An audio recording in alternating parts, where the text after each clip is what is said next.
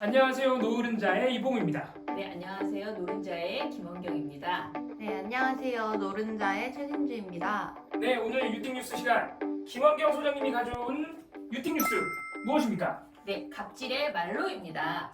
바로 한 웨딩 업체의 사장에게 평범한 컴플레인 수준을 넘어서서 갑질을 하다가 결국 감옥에 가게 된 사람이 있거든요. 이 사람에 대한 뉴스를 가져왔습니다. 웨딩 업체에 갑질을 하다가 감옥까지 갔다. 네, 네. 도대체 웨딩 업체에 무슨 갑질을 했길래? 예, 이거 상당히 궁금한데 사실 우리 소장님께서 굉장히 무거운 주제를 좋아하시는 분인데 네. 오늘 유팅뉴스 첫 시간에 웨딩 업체 갑질을 가져오셨어요. 물론 그것도 중요한 사건이겠지만 굉장히 우리 소장님 취향하고 안 맞는 것 같은데 어떤 사건의 전말인지 좀 더 구체적으로 설명을 해주시죠. 네, 19년 6월에 한 커뮤니티에 저는 땡땡땡이고 라는 제목의 실명 호소문이 올라왔습니다. 그러니까 땡땡땡이 실제 자기 이름이고 자기 전화번호까지 밝히는 그런 호소문이었어요. 경기도에서 웨딩클럽을 운영했었다는 한 사장이 올린 글이었는데요. 이 대표는 작년 자신의 업체에서 결혼을 진행했었던 한 신랑의 누나가 악성 컴플레인을 걸었고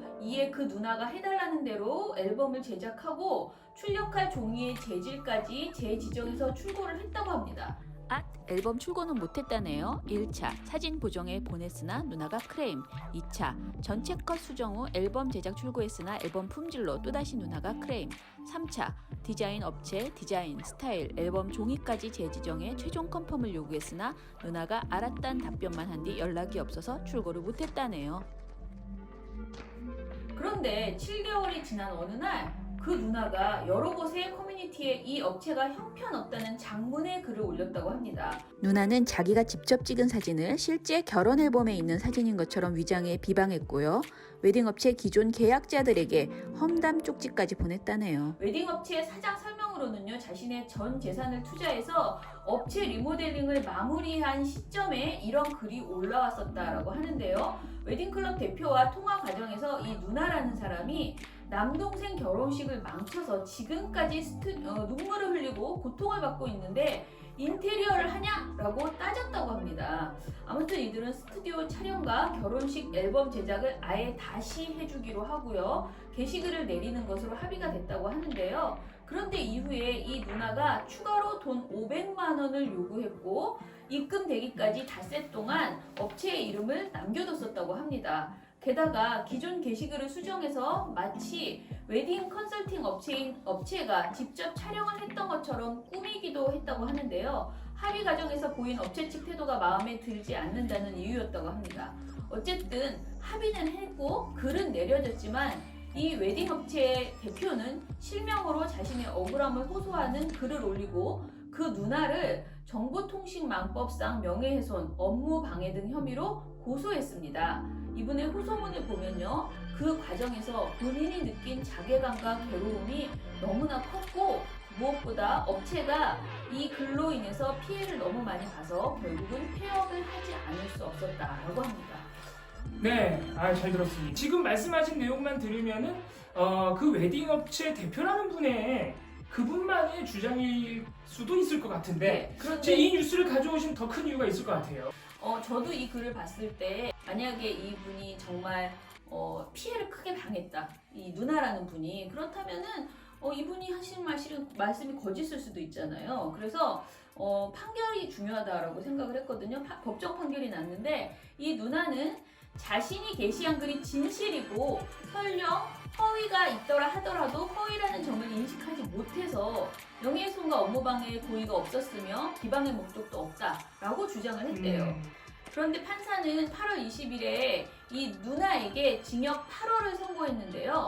이 사건 범행은 소비자의 지위에서 거래상의 불만을 제기하는 것으로 포장해서 허위 사실을 적시 피해자의 명예를 훼손하고 영업을 방해한 것으로 죄질이 매우 불량하다라고 판시했고요. 피해자가 운영하던 웨딩업체가 폐업하는 등 심각한 피해를 야기했는데도 범행을 부인하면서 반성하는 태도를 보이지 않고 있어서 상응하는 죄책을 물어야 한다라고 밝혔습니다. 그래서 이 기자는 그 자리에서 바로 구속이 됐다고 합니다. 이게 판결이 나오면 또 얘기가 달라지죠. 네네. 판결이 나오면 얘기가 달라집니다. 사실 이 정보통신망법, 그러니까 인터넷상에 어떤 글을 써서 사람들한테 뭔가를 알렸는데 그게 거짓이고 네. 명예가 훼손됐을 경우, 피해를 입혔을 경우, 이때 법원이 유죄 판결을 해도 사실 구속이 안 나와요, 잘. 그렇죠. 벌금 실형이 잘 안 나오지 나오는데 않을까요? 벌금 정도 네. 나오는데 네. 지금 법원이 이 웨딩업체 건으로 그러니까 사인간의 명예훼손 가지고 실형을 때렸어요. 지금 네. 징역 8개월을 때렸으니까 사실 굉장히 중하게 굉장히 판단한 건데. 충격적인 내용이에요. 네.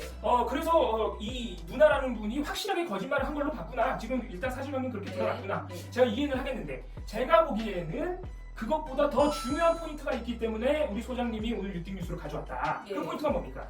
제가 이 사연을 선택한 이유는요, 바로 그 누나가 JTBC에 재직하던 기자였기 때문입니다. 무려 JTBC다. 네. 기자다. 네. 그리고 이 내용을 MBC에서 보도를 했거든요. MBC 보도에 따르면 이 송 기자, 송 씨까지만 알려드릴게요. 송 기자는 JTBC 기자직을 사퇴했다라고 합니다. 사실 저는 MBC의 8월 25일자 보도를 보고 너무 놀랐습니다. 전직이기는 하지만 한 종편 기자가 매우 이상한 행동을 했고 그 행동으로 인해서 실형을 선고받고 그러니까. 법적 구속이 됐다. 이거 굉장히 충격적인 내용인데 제가 지금 새롭게 일을 시작한 게 미디어 인권 연구소 뭉클이잖아요. 그 뭉클을 만든 이유가 미디어로 인해서 개인이 인권 침해를 받지 않았으면 좋겠고 미디어가 국민의 인권의식 향상을 높이는 데 도움이 됐으면 좋겠다라는 생각이거든요. 그런데 이런 생각을 하면서 많은 고민을 하고 있는 와중에 이 뉴스를 보고 정말 대표적으로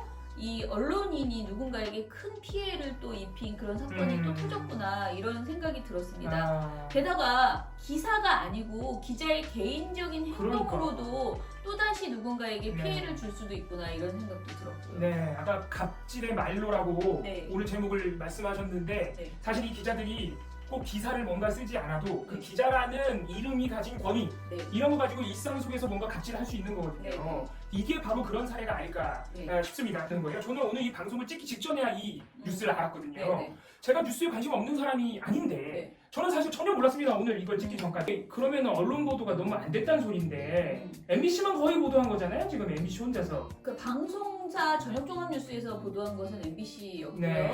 그리고 사실 이 보도가 안 나온 건 아니에요. 그런데 대부분의 보도가 이 가해자, 그러니까 이 구속된 사람이 기자다. 특히 JTBC의 기자 출신이다라는 이야기는 하지 않거든요. 제가 그래서 이 얘기를 오늘 듣고 네. 방송 찍기 전에 검색을 해봤더니 네. 일부 기사에서는요 이 사건을 다루고 있기는 한데 네. 가해자가 구속된 분이 누구인지 직업이 뭔지 그 기자라는 거 다 이미 알려져 있는데 네. 그거를 말을 안 하더라고요 기사. 그렇죠. 그러니까 네. 숨겨주고 있어요. 네. 이거 그래서 기자들끼리 가지는 개편이라고 이게 또 동료를 이렇게 감싸주는 건가 그런 생각도 들고. 저는 그런 생각도 살짝 드는데요. 일단 이 업체 사장의 호소문에 이런 말이 있습니다. 뒤늦게 안 사실은 그 신랑 누나는 법을 공부한 사람이고 대형 방송국의 기자였습니다. 인터넷에 이름만 검색하면 수많은 영상이 쏟아져 나오는 사람입니다. 너무나 억울한 마음에 수많은 방송사와 언론사에 땡땡땡땡 기자의 악랄한 만행을 제보합니다. 라고 제보를 했지만 단 한 곳도 응하지 않았습니다. 취재를 해주겠다고 하셨던 기자님들도 뒤늦게 여자가 방송국 기자라는 이야기를 하자 제 전화를 받지 않으셨습니다. 이런 글을 올렸습니다. 뭐 이건 일단 피해자의 주장이긴 네. 합니다만. 사실 이게 사실이라면 정말 참담한 일이 아닐 수 없고요. 그리고 송 기자의 행태는 글을 올렸다는 것뿐만이 아니라 이 글 올린 이후에 업체 요구에 따라서 포털이 글을 내리거든요. 그 글을 블라인드 처리라고 그러니까 하죠. 그 네. 가해자가 쓴 허위 사실 글, 네. 웨딩 업체를 공격한 그 글을 네. 포털이 일단 지워주는데. 네, 그러자 다시 포털에 대응해서 글을 다시 올라가게 하는 등의 행태를 다시 일어나서 합니다. 자기가 쓴 걸 살려라. 굉장히 뭐랄까 민간인 수준이 아니라 굉장히 치밀하고 깐깐하게 대응할 수 있는 능력을 가지고 있는 사람이었다. 당연히 기자니까요. 그래서 그런 행동을 보면서 이게 정말 대응하기 힘든 사람이다라는 그 업체 사장 입장으로는 굉장히 답답한 마음, 무거운 마음이 들었겠다.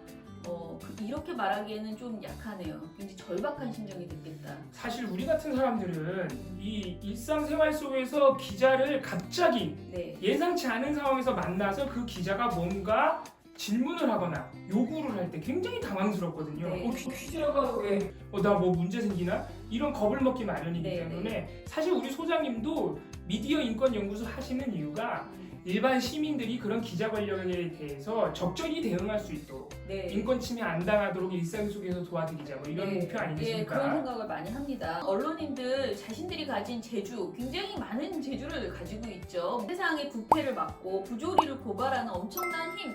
저는 그 말을 완장을 찬다라고 말을 하는데요. 그렇죠. 완장을 차고 있는 사람들이에요. 옛날에 기자님들은 진짜로 완장 찼어요. 출입처에서 그잖아요. 그런데 그 완장, 그 칼을 함부로 휘두르면 정말 큰일 난다는 사실을 늘 명심해 주셨으면 좋겠고요. 특히 그 기술을 이렇게 나쁜 데에 사용하지 않으셨으면 좋겠다는 생각입니다.